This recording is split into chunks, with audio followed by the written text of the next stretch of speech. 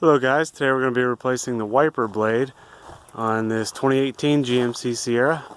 This is the 3500, but this procedure will work on all Sierras.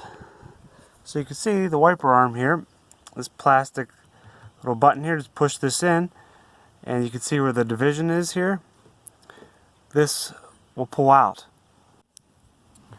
Alright, we're going to change this blade here, so this button here will push in. And the whole wiper will pull out. Just like that. You can see this part here. This is what you push in on to release. Now to install, you just simply push it back in. It's good. As soon as you hear the click, you're done.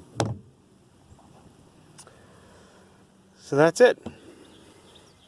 Thanks for watching and subscribe.